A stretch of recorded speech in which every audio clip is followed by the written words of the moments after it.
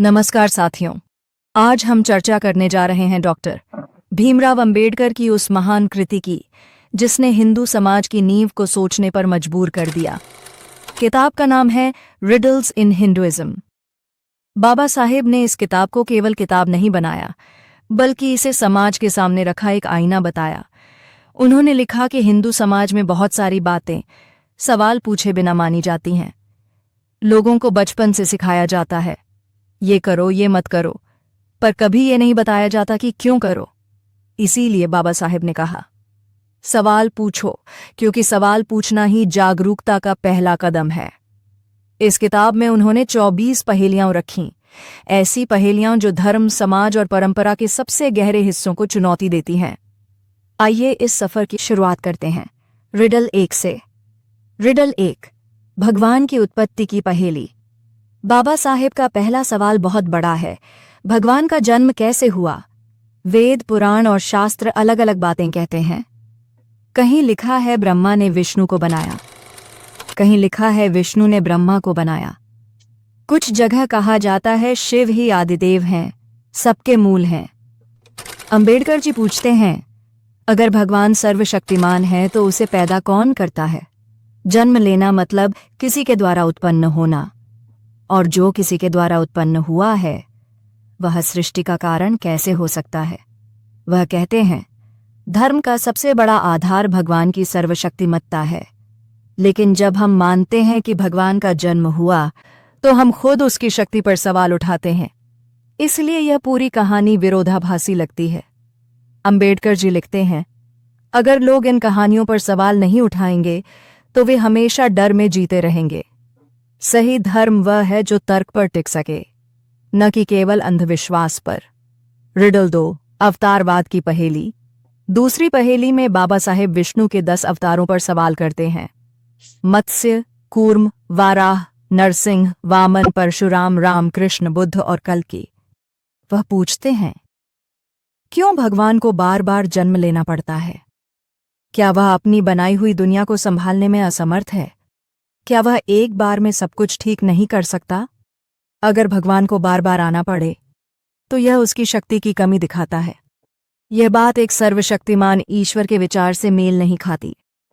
अंबेडकर जी आगे कहते हैं, अवतारवाद का विचार समाज को नियंत्रित करने का एक तरीका है।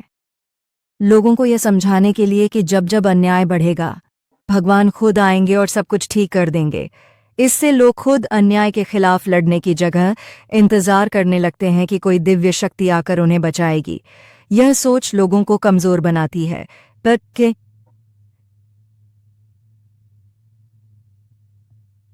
रिडल 3, ब्रह्मा, विष्णु, महेश की गुत्थी।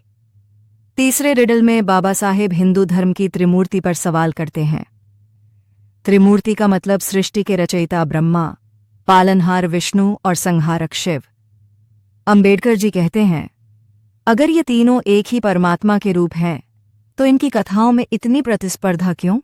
कभी विष्णु श्रेष्ठ कहलाते हैं तो कभी शिव, कभी ब्रह्मा को शाप मिलता है कि उनकी पूजा नहीं होगी।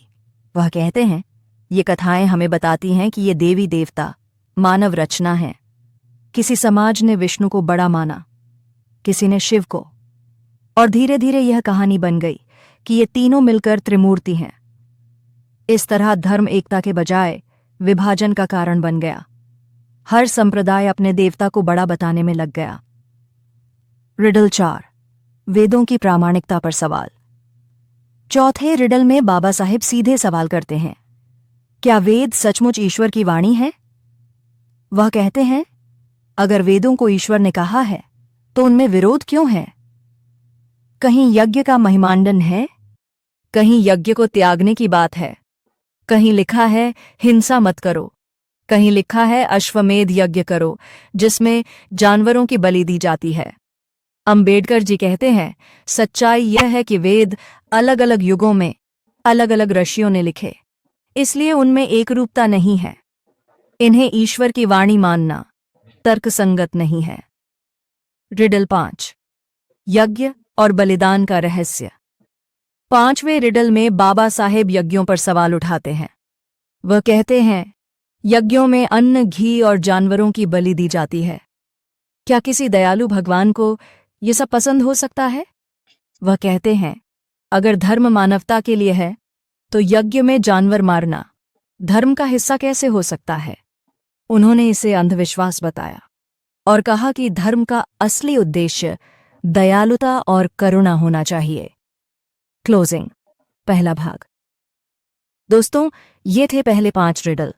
ये हमें मजबूर करते हैं सोचने पर कि हमारे समाज में जो कुछ हम मानते हैं, क्या वह तर्क पर टिकता है या केवल परंपरा के नाम पर चलता आ रहा है? अगले भाग में हम रिडल 6 से 10 पर चर्चा करेंगे, जहां बाबा साहेब जाति प्रथा, शूद्रों की